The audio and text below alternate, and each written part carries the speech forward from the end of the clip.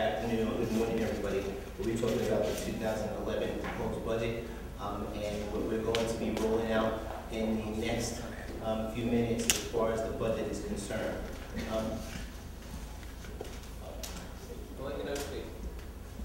For overview perspective, as a team, we worked on having a budget that provided tax relief, that provides and reduces spending from 2010 levels, that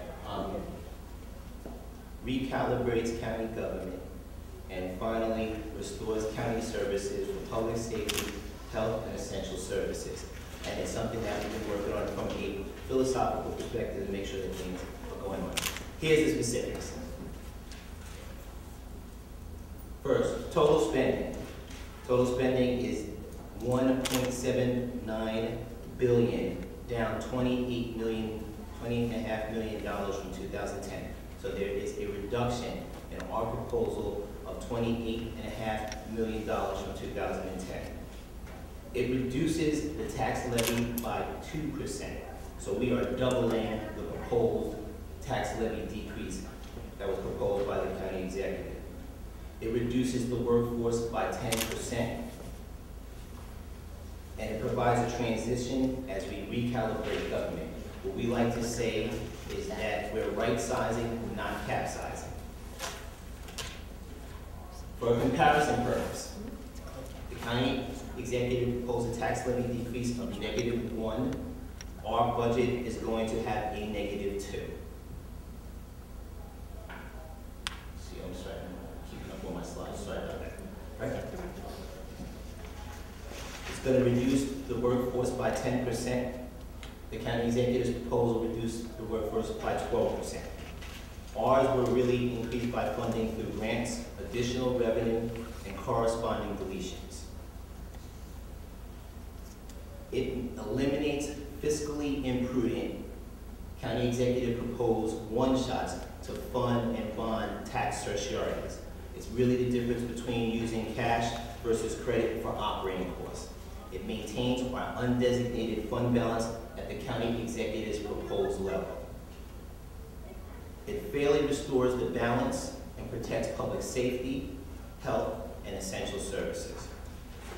Pete. Thank you, Mr. Chair. As the chairman mentioned, this is about transition.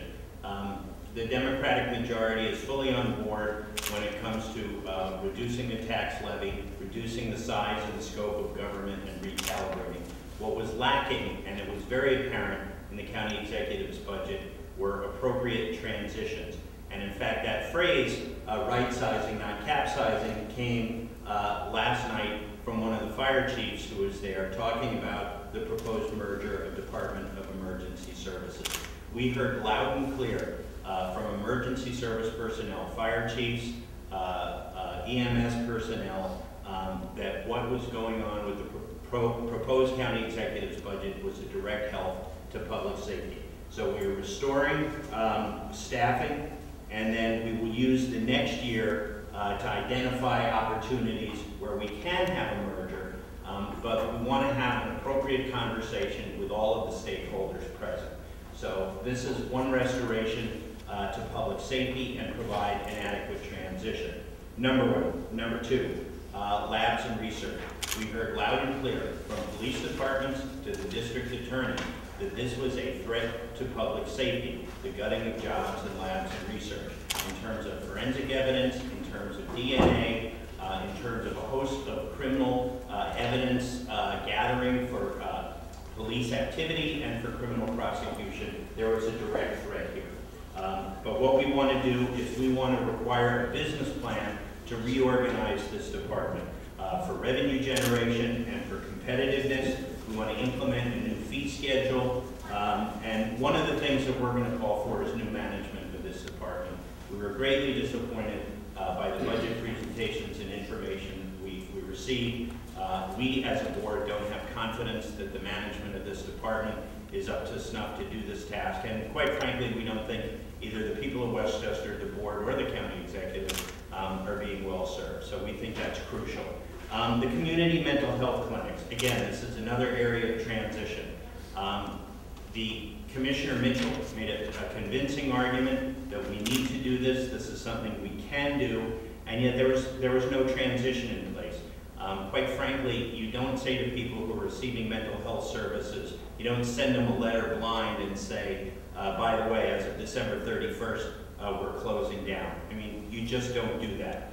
So we're calling for 6-month transitional funding and for contracts to be in place as is required by New York State law. That was not in the administration's transition plan, and we want to be guaranteed that all of our patients are landing in an appropriate place with appropriate care. Community health clinics. This is something you've also heard a lot about. This is a state-mandated service.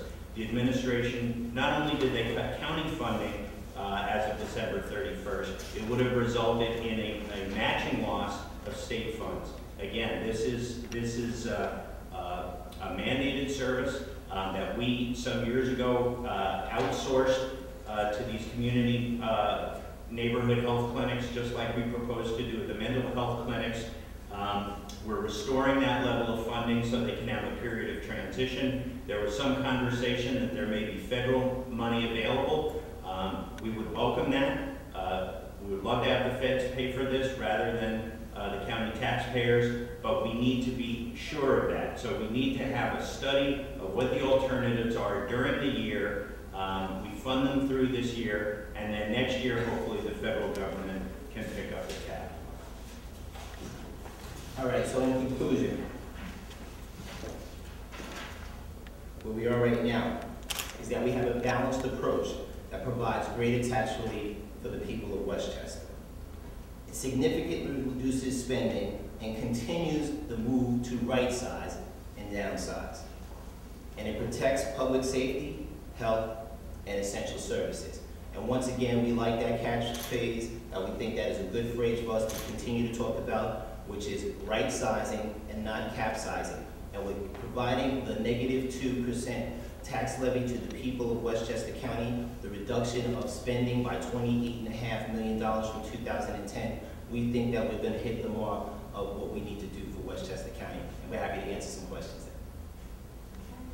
Mr. Jenkins, you had mentioned here that you're going to be reducing the workforce by 10% versus the county's extra 12%. What additional, when you say the funding, bringing funding to grants and additional revenue, can you just...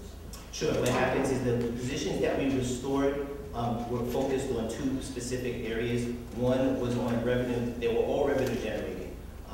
So whether it was in community mental health services, where we restored the positions for a period of time while this transition takes place, there's revenue we get from that. We don't just expend money, so we have grant revenue that comes in that helps offset that cost. The Section 8 return, that's 40 individuals. But at the end, I don't believe it's 40. I think the number will be less than 40 based on what we've heard from the state. But we get $4 million to run that program, which is being run at this particular time for 2010 at a break-even number. In labs and research, same kind of thing, where we're giving them that 1-year transition plan for them to understand and actually implement the consultant's recommendations on the fee structure that's necessary to support labs and research.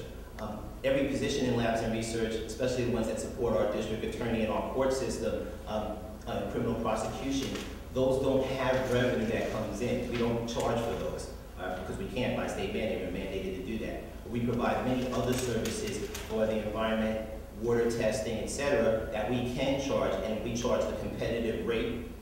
We wanted to make sure that we were able to provide that services at the cost that we're delivering them. So all of those kind of things, that's the majority of the 90 jobs that we restored are in those 3 categories. The additional jobs that we restored, there were another 39 jobs that we restored that we took from, well, we didn't restore, we took them out of trust accounts where they're basically kind of hidden from the public's view. It's not in our operating expense. And we brought them over to our operating expense side so people can really see the expense of certain departments. The Parkway Police is a good example. That's one of the ones that we brought. That was 39 individuals. Those 39 individuals get $2.1 million from the state, but it cost us $5 million. So we're really losing money on that. We all support public safety. We just want to make sure that we have the knowledge in front of the people. Now for next year, though, like Mr. Harkin was mentioning, that, are you thinking shared services? Absolutely. Right? Yep. You know, to, Yeah, as we said, we want to use this year to work with the administration and the emergency services community, because we only got their merger plan in October.